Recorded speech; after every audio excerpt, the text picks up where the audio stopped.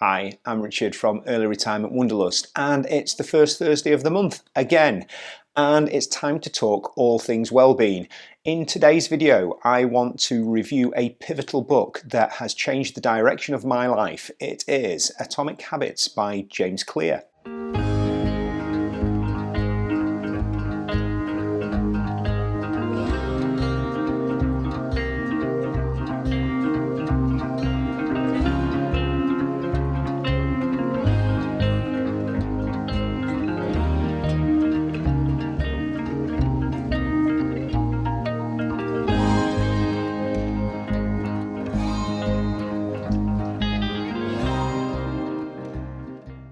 Since releasing my last few wellbeing videos, the number one book request that people want me to look at and want me to talk about is Atomic Habits by James Clear. It is one of my favourite books and it involves a really simple premise. It's got loads of practical advice and guidance on how to evoke changing habits. Now that could be changing habits for a good reason or for looking at habits that are perhaps not so positive in your life and looking at ways of removing them. I first read the book a number of years ago, and regular viewers of the channel will know that I am a bit of a mathematical geek. I love my maths, and the whole concept of this book is based on compounding effect of minor changes. But I think my love of the book goes a little bit beyond the mathematical concepts, and it's the way that James Clear makes really simple, logical suggestions that really we should have all considered before and worked out for ourselves. But I think that's a sign of a good book, that you can take something that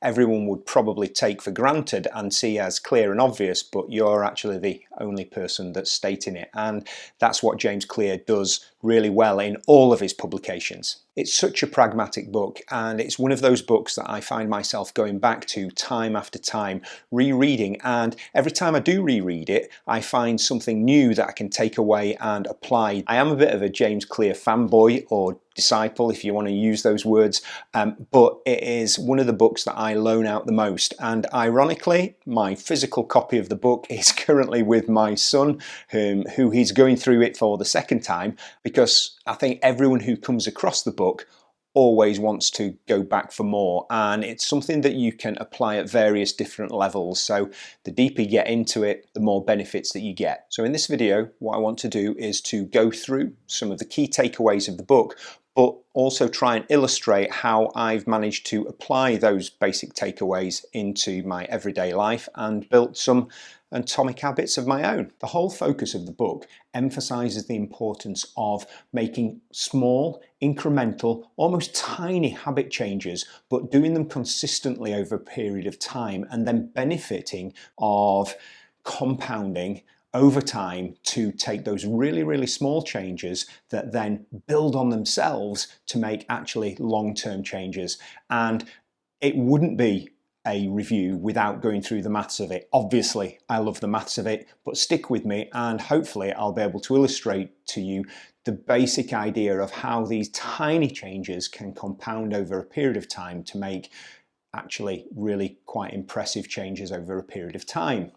So if we are assuming that we are just going to stand still in life, then we are going to stay at a state of norm. And let's say that we are going to use a number value for that as 1, because it is nice and simple. If we don't do anything different in our life and we just carry on doing the same thing to that number 1 value, then we are just going to multiply it by 1, because we know that every day we are going to be doing the same thing. So 1 times 1 is 1. So every day we get the same result for what we are doing, because we are doing the same thing.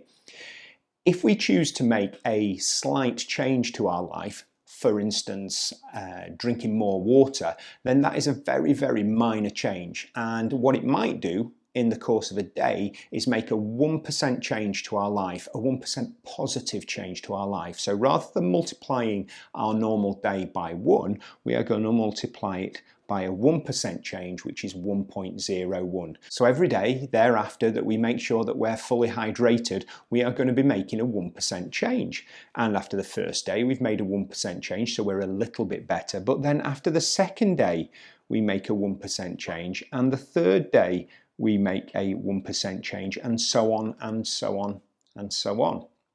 So if we then look at those changes over the course of a year, rather than 1% change, it's a 1% change every day. So we have our normal self at 1, and we are going to be changing ourselves 1% every single day. So we're multiplying it by 1.01, and then that is going to happen over 365 days. So it's going to be a row of 365 multiplications of 1.01, or to the power of 365. Now that looks a really complicated sum, but when we put that into the calculator, we find out the sum effect of those minor changes means that we are 37.7 times better than we were when we were that standard 1 on day 1. And that is the simple effect of compounding. Now, if we were going to put it on a graph, because everyone loves a graph, of course, if we graph out those 1% changes over a period of time, we don't seem to see very much change, but then over the course of the year, the compounding effect goes gradually upwards. James Clear also points out the same is true for negative habits. So if we have a day of inactivity, then we could say that that is a 1% change to the negative. So every day we are getting 1% a little bit worse. And the compounding effect of that may not seem very much in the first instance, but then when we get to a year's time, we have either got the opportunity to have made great changes through these tiny, tiny little incremental changes, or we are going to have an overall effect of some quite drastic negative changes. As part of keeping it really simple, James Clear summarizes behavior changes down to 4 key areas. So let's have a wander around and see how that applies in our everyday life, and see how simply he illustrates some of the changes that we can make. If a behavior change is going to be effective, then the cue for that behavior change has to be really, really clear. So in the bathroom, if I'm wanting good dental hygiene, it comes as no surprise that I am keeping my toothbrush and toothpaste in clear sight, so that every time I come in here, it's a reminder that while I'm by the sink, I can actually get on and clean my teeth. If I'm wanting to make a behaviour change, then I have to make sure that there is a craving within me to actually want to make that change. So I may want to drink more water in a day, and obviously I know that the tap's there, and I know that I could get a glass and I could go and drink some tap water, but to make that craving just a little bit more desirable, then I could make sure that I have got a lovely new water bottle, and I could make sure that I fill it with ice fresh water that stays cold throughout the day, and I'm much more likely to crave that than actually going to the sink and getting a tepid glass of water. We have to be able to make the desired response as easy and as convenient as possible. So if I am wanting to try and eat a little bit healthy, I can do 2 things. One, when I am craving biscuits and crisps, which are my absolute kryptonite, if I go to the cupboards and there aren't biscuits and crisps in there, then that's a huge advantage. And then secondly, I've got to be able to make sure that my fruit is easily available, so that whenever I am wanting to do that habit, the response is as easy as possible of going to the fruit bowl and grabbing a piece of fruit. And then the last law of positive behaviour change is that there needs to be a reward at the end of it. And this seems really, really obvious. One example of this was during lockdown, when Jackie and myself were just trying to cut down on the amount of alcohol we were consuming. Every night that we didn't have a bottle of wine, we took that money, a nominal £5, and we popped it into a little savings pot, and then over a period of time that saving pot grew, and that was our reward for maintaining that habit of not having a bottle of wine every night.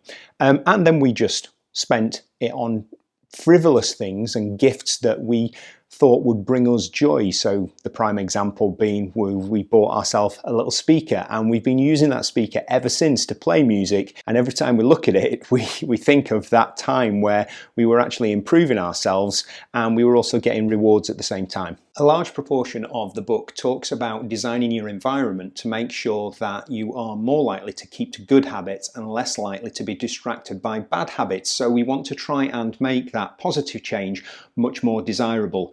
An example I would give would be if you are wanting to give up smoking, then you have to remove the distraction of smoking. So you need to minimize your exposure to a smoking environment. So that may be that you are making sure that there are no cigarettes in the house, that you are not hanging around with people who smoke, that you are not going to environments where you may be tempted to smoke. There's a whole range of things that we can do in terms of changing our environment to make sure that we are more likely to maintain those good, positive habits. Another emphasis of the book is to do with our sense of personal identity, and that we need to change our personal identity to make sure that we are more likely to cultivate those positive habits.